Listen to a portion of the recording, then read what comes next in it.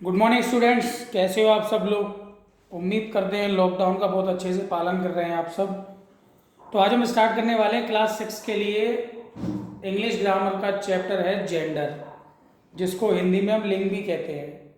ठीक है, तो आज हम ये चैप्टर पढ़ने वाले हैं। जल्दी से आप लोग अपनी नोटबुक लेके बैठ जाइए, क्योंकि जो इसमें कराया जाएगा आपको साथ के साथ अपने नोट्स भी बना लेने हैं। अच्छा, नीचे एक आपको नंबर दिखाई दे रहा है 8218319202, 8218319202।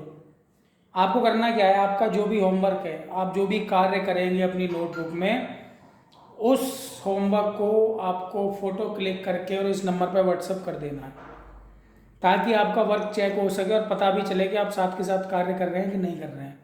और हर वीडियो के एंड में आपको होमवर्क दिया जाता है, उस होमवर्क को आपको ज़रूर करना है पूरी वीडियो आपको देखने के बाद। चलो स्टार्ट करते हैं अपना चैप्टर। टॉपिक हमारा है जेंडर का। तो बच्चों, आज हम लोग एक नया तरीका अपना रहे हैं। ठीक है, हम लोग बुक से स्टार्ट करा रहे हैं पढ़ाई को, क्योंकि पता लग रहा है कि ब्लैक बोर्ड पर कुछ बच्चे नहीं समझ पा रहे हैं। तो अगर आपको ये मेथड ज़्यादा अच्छा लग रहा है तो आप कमेंट बॉक्स में बता दीजिएगा, या आपको ब्लैक बोर्ड से ही समझ अच्छा आता है तो वो भी बता दीजिएगा। जैसे आप बोलेंगे वैसे हम कंटिन्यू करेंगे। ठीक है, तो स्टार्ट कर रहे हैं हम जेंडर, लिंग। जैसे कि आपको समझ ही आ रहा है, लिंग से या जेंडर से आपने सुना आपको लग रहा होगा कि जेंडर होता क्या है। तो पढ़ते हैं, इसकी डेफिनेशन पढ़ते हैं। The word which tells about the sex of a living being is a gender. कहने का मतलब ये है, जो शब्द प्राणी के लिंग, नर अथवा मादा को प्रकट करता है उसे जेंडर कहते हैं। तो जेंडर का बेसिकली मीन ये है कि हमें इस दुनिया में, हमारी इस पृथ्वी पे, इस शहर में बहुत सारे लोग रहते हैं, सब इंसान हैं। ठीक है, तो उसमें हमें पहचान करनी होती है कौन नर है कौन मादा है, या कौन मेल है कौन फीमेल है। तो उनको मेल फीमेल के अकॉर्डिंग हम जो डिवाइड करते हैं वही जेंडर कहलाता है। क्या कहलाता है?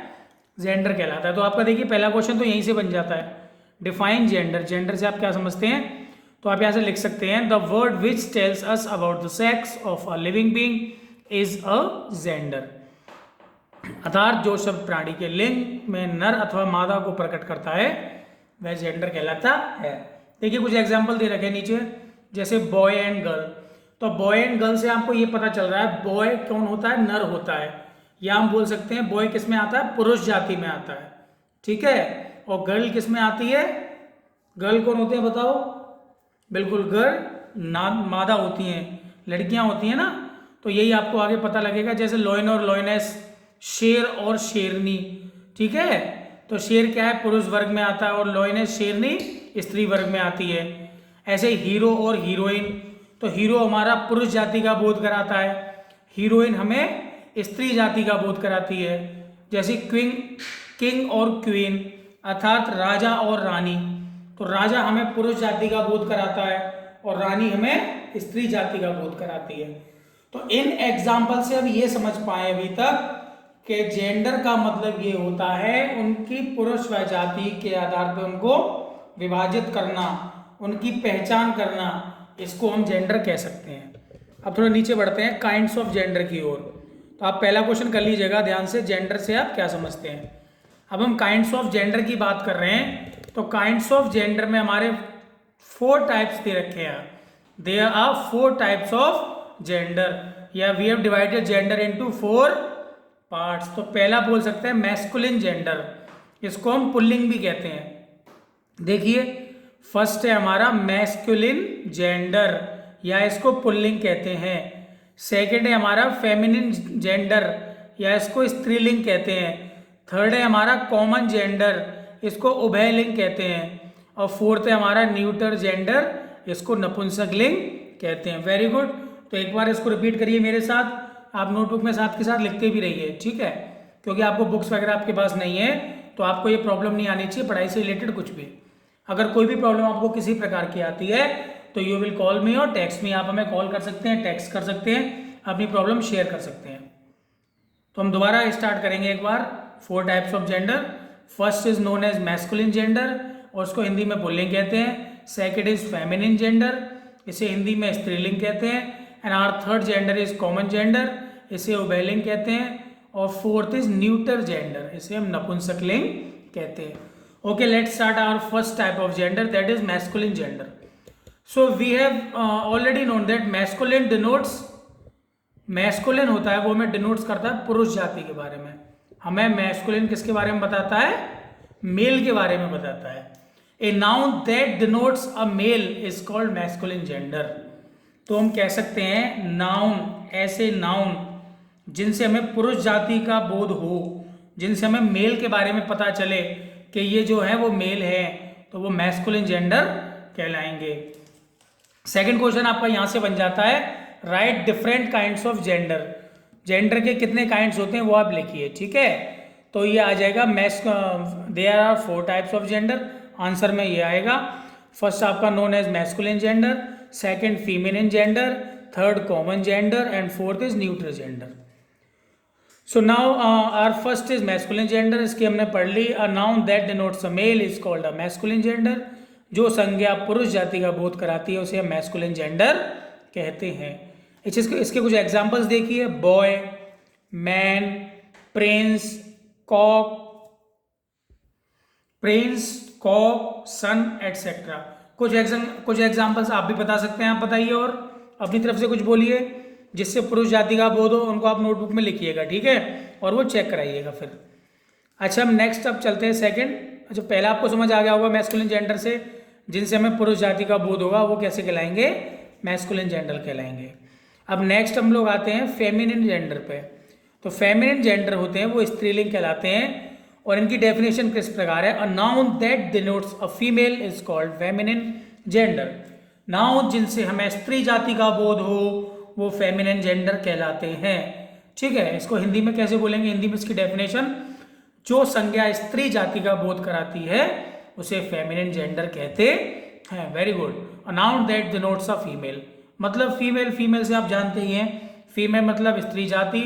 वे नाउन जो स्त्री जाति का बोध कराएंगे वो हमारे फेमिनिन जेंडर कहलाएंगे।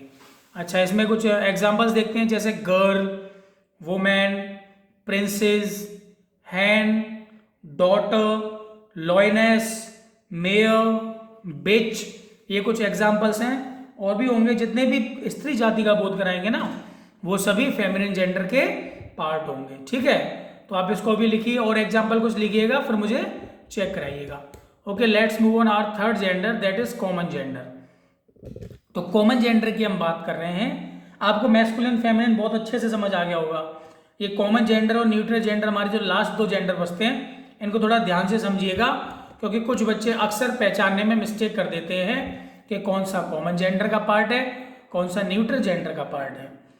तो start our third common gender. तो how we can define a common gender, ठीक है।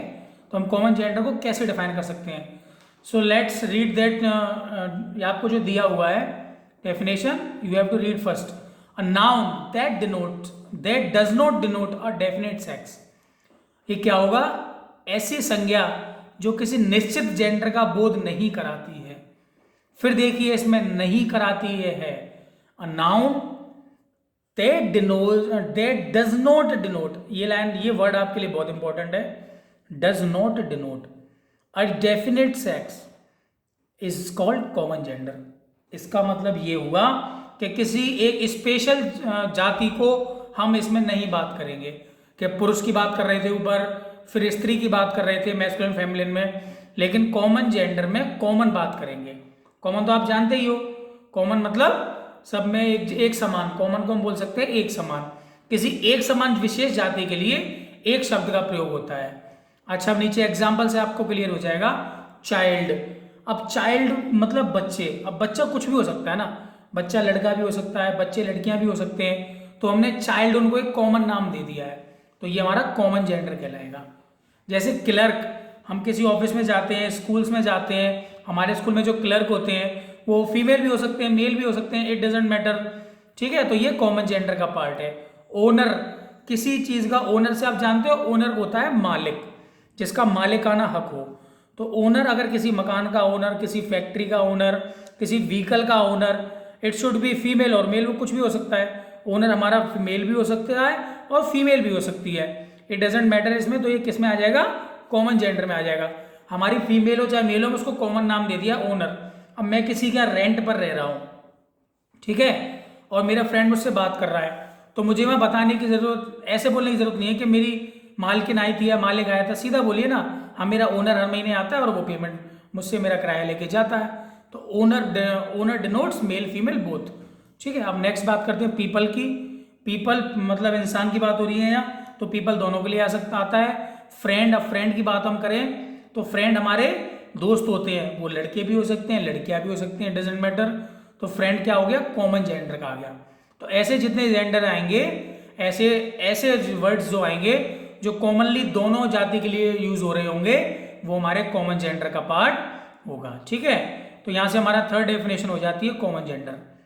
अब हमारी आती है fourth and last, neuter gender. इसको देखिए बहुत क्लियरली लिखा हुआ है नपुंसक लिंग। इसका डेफिनेशन पढ़ते हैं, अ noun that denote lifeless thing is called a neuter gender. ये जो वर्ड था ना लाइफलेस थिंग, बस यही इंपॉर्टेंट पॉइंट है इस लाइन में। लाइफलेस थिंग का मतलब ये है बेजान।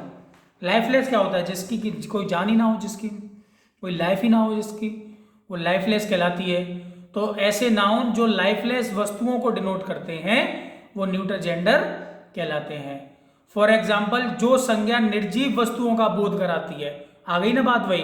निर्जीव मतलब जिनके अंदर जान नहीं है, जो जीवित नहीं है, ठीक है, निर्जीव वस्तुओं का बोध कराती है, उसे न्यूटर जेंडर कहते हैं।